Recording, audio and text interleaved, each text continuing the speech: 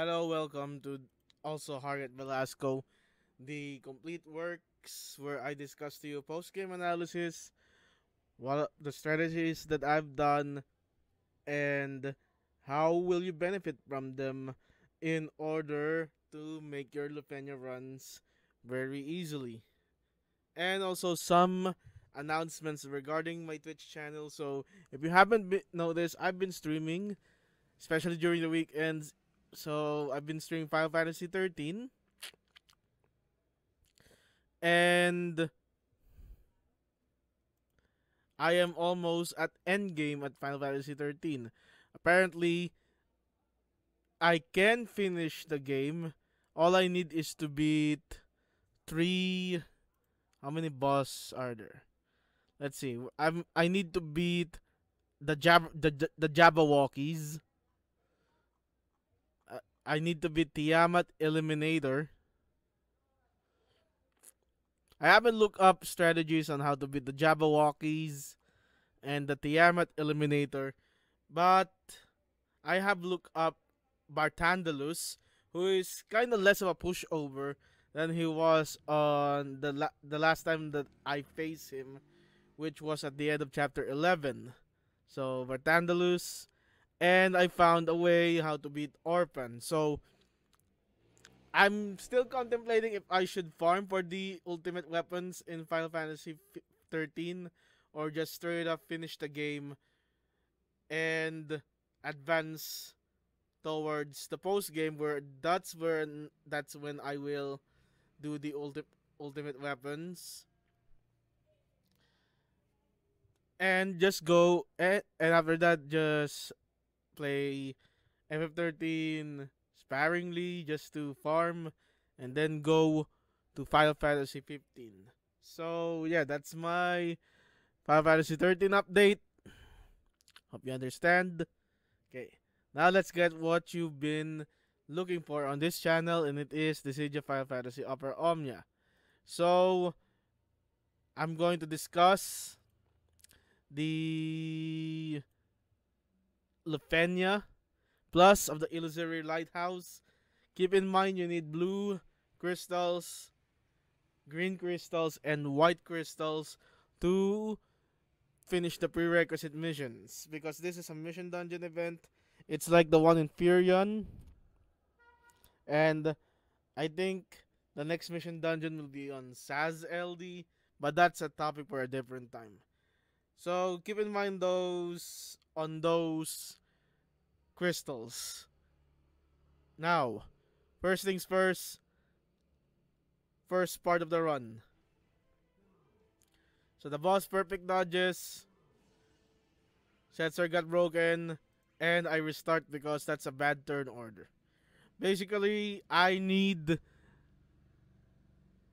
B to have at least one turn to do Darkra because I'm gonna apply a certain call of the certain synergy character that is featured on the banner, and his name is Gabrant. Okay, I have a Ferris Refined Spear ability, but it seems not to be ticking the orb. That's why I resulted on using Gabrant call. So I restarted.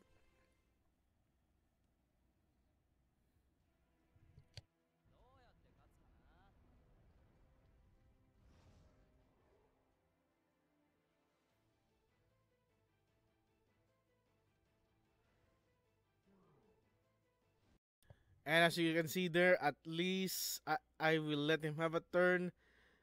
Turn B. B will take a turn after Setzer or whoever is going to break him. Notice he doesn't get affected by the Paris refines here because he's gonna take an extra turn after turning invisible, and his bravery did not get shaved for some reason. For some reason, Paris spear only affect him when he is visible or not dodging on the field. Okay. So I did Van LD first.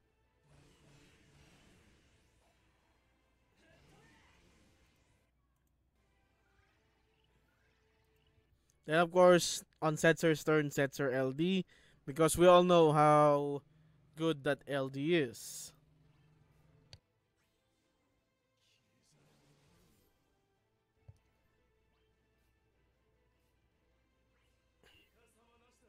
Now with the Gabrant call applied, notice that even when he's invisible, the call has the debuff has been applied as such, and the orb take up because Gabrant has a Sep ability. Who knew? So I just put in Kurasame here. Let me just lower the volume a bit so we can look. Wrong volume. Yeah. So I put in Cloud of Darkness friend now. She's gonna use her burst. Okay. Pause. The reason why I put Cloud of Darkness early is because you'll be focusing on the main boss like 80% of the run. The ads will be dead and you will not have full damage with Cloud of Darkness's burst effect. So that's why I summoned Cloud of Darkness early. Okay? Now, let's continue.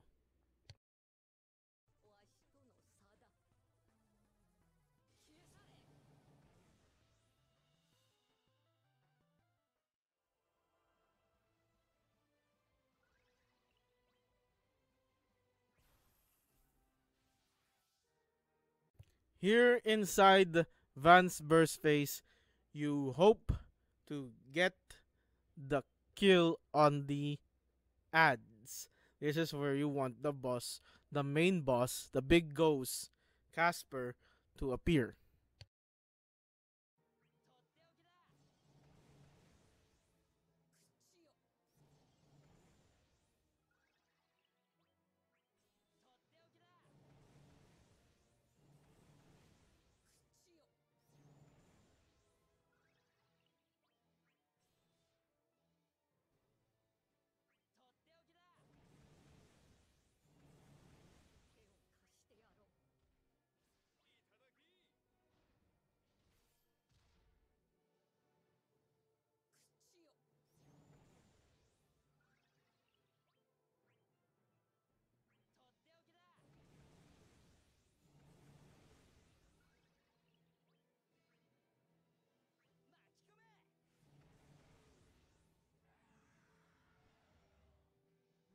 The ads are gone. You can put the Calamitous Orb finisher on the main boss.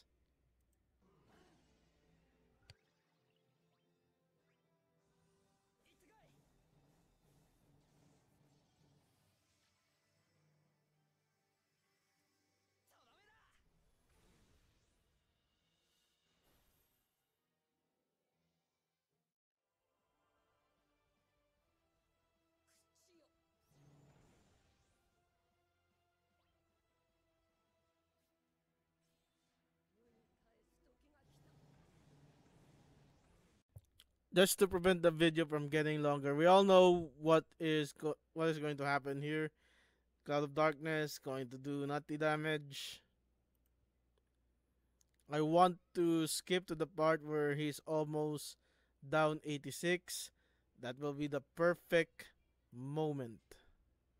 I mean, is down almost down 80%. Now, the key numbers you need to remember here are 79, 59, and 39. Those are the health percentage you need to look out for and ensure that Big Casper here has a confused debuff or a paralyzed debuff. You can count Shantoto, Ramo, uh, Porum with her confused, and of course Agrias, the one who I brought here. Okay? 79, 59, 39. Remember those numbers. They're also in the description of this video below. So if you miss it, I don't blame you. I blame you for missing out. Now, let's see.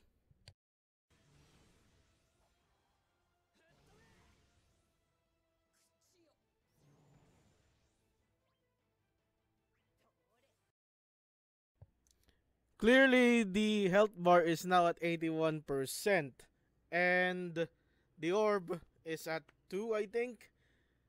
And he is near 79% threshold. And I knew that if I use C65 on Cloud of Darkness, she will still follow up, correct? And by that, she will follow up, get the break, get a guaranteed instant turn, which will allow me to bring back Agrias on the field. And with Agrias on the field, this will happen. Just watch the magic. C65 on 81% health.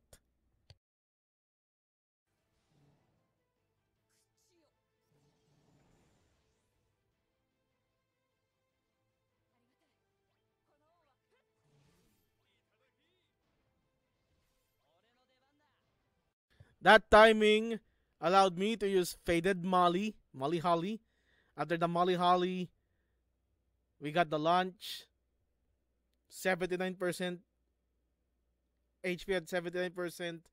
We got a confuse on the boss. And it's gonna be awesome.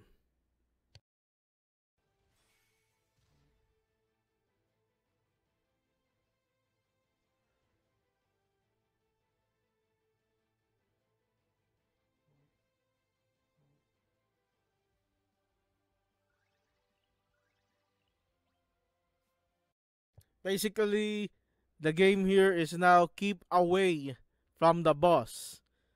Or if you manage to fuck up and let him have a turn, ensure that he has a debuff that prevents him from acting when he gets a turn. But the special game here is keep away. Keep the boss away as much as possible.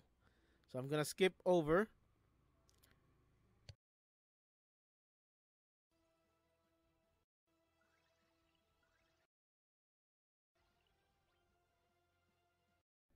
Okay, notice that I put paralyze as a status effect on the boss.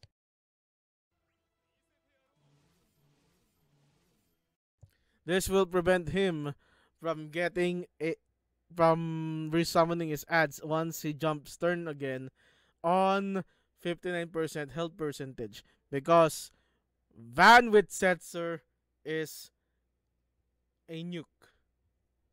How much of a nuke? Look at this.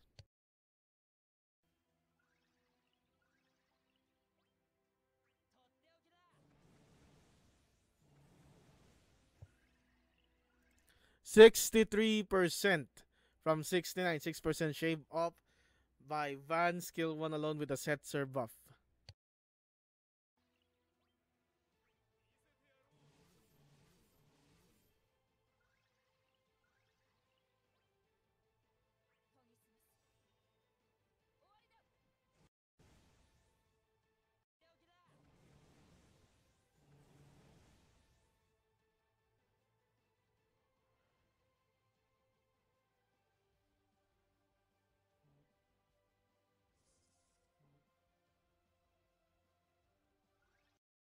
Now you get the logic on this fight. Just do what this video does. Any team will do. I use Van and Setzer because it neglects the damage reduction, brave damage gain, that brave damage reduction that is done, because Van's brave damage gain is based on HP damage dealt. Setzer gives the bonus, the rainbow number, so it's fine. That's why Kate Sit is good here, because it's like the reverse Setzer, they say. But it's kind of weird that the orb is geared towards Gabrant rather than being Kate Sit.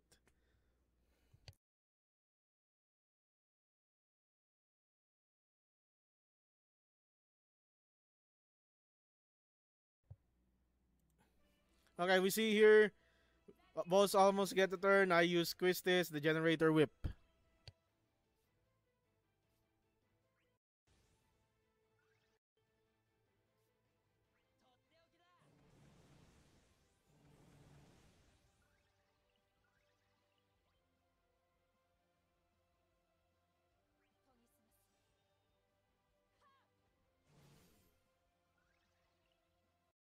Boss is now down 38%.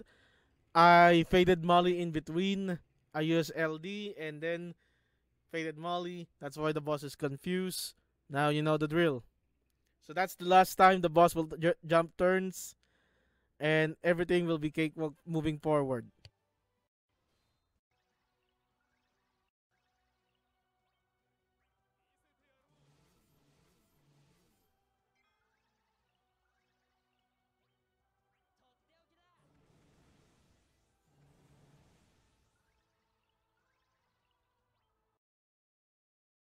Let me just jump towards the ending.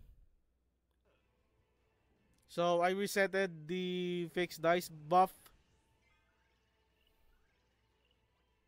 This is 31 turns. I did 36, I think. So let me just go here. And 2% down, only 2 left in the orb. Vaughn did it.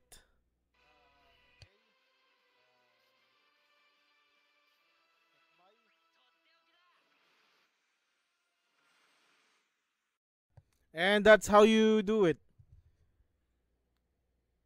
2% left. Vaughn. Skill 1. I think skill 1 is better than skill 2 now, because it refunds in between. But if you want the blind for some reason, sure, go for skill 2. But I'm sticking with skill 1 spam on Van. Skill 1 deals, I think, deals more damage. So that is the complete works. Thank you for watching. That's my post-game analysis. My review on this fight. I know it can be frustrating to some if they don't know the mechanics on the Agrias way, or if they want to do it the way that the game wants you to do. What do I mean the way that the game wants me to do?